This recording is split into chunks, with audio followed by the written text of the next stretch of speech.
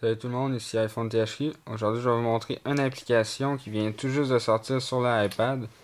L'application s'appelle ProSwitcher. Elle était disponible pour l'iPhone avant, mais là, ils ont fait une adaptation pour l'iPad. Sauf que c'est simplement une version bêta. Donc, c'est pas la vraie version, qu'il y a quelques bugs. C'est normal si l'application crache de temps en temps. Donc, pour la downloader, on va sur Cydia.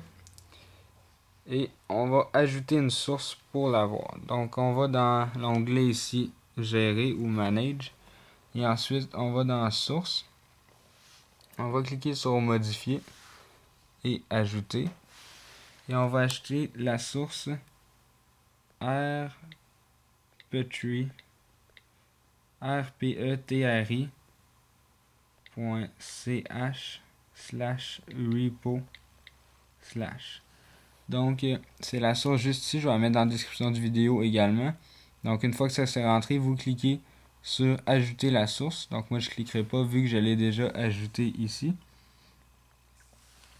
Donc, une fois que la source est ajoutée, vous pouvez cliquer sur la source.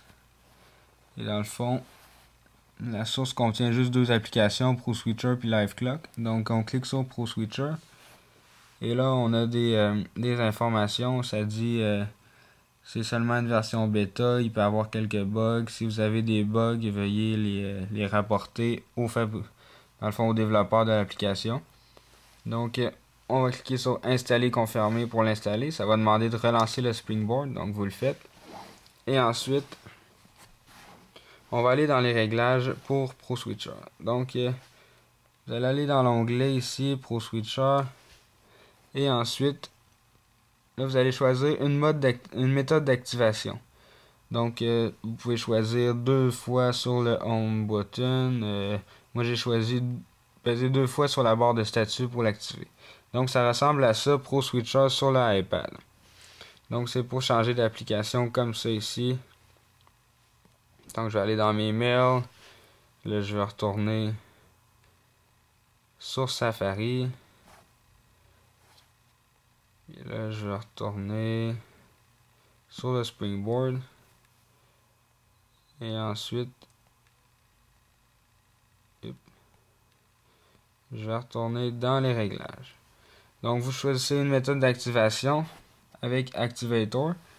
Donc, une fois que c'est fait, vous pouvez utiliser ProSwitcher. Si vous avez l'icône ProSwitcher sur le Springboard et que vous voulez l'enlever, tout simplement, vous allez dans les réglages. Puis ici, il y a Show Icon. Donc, vous faites juste le désactiver. Comme s'il est activé, l'application va être sur le Springboard. Donc, faites juste désactiver ça et vous l'aurez plus sur le Springboard. Donc là, il y a plusieurs réglages. Dans le fond, l'application est déjà toute configurée. Il n'y a pas vraiment de réglages à faire. Donc, juste vous montrer. Si j'ai, mettons, Safari en background, qui roule en background, puis je veux l'enlever. Donc, je peux juste la glisser vers le haut comme ça, puis là, elle disparaît. Ou sinon, ici, j'ai une petite icône pour cliquer dessus. Si je clique sur le X, elle va disparaître. Ou sinon, je peux tout simplement l'envoyer vers en haut pour la faire disparaître. Donc, si je fais tout disparaître, POC. Oups. Là, j'ai fait disparaître le Springboard, fait que c'est pour ça que ça...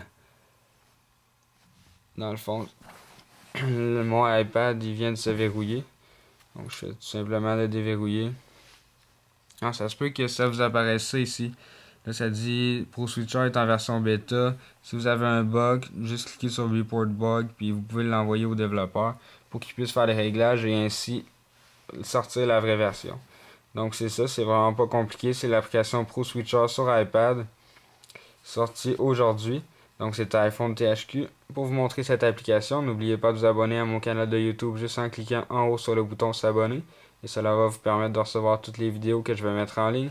N'oubliez pas de visiter le site internet iPodTouchisapro.com. Donc, on se revoit dans le prochain vidéo. Merci, bye.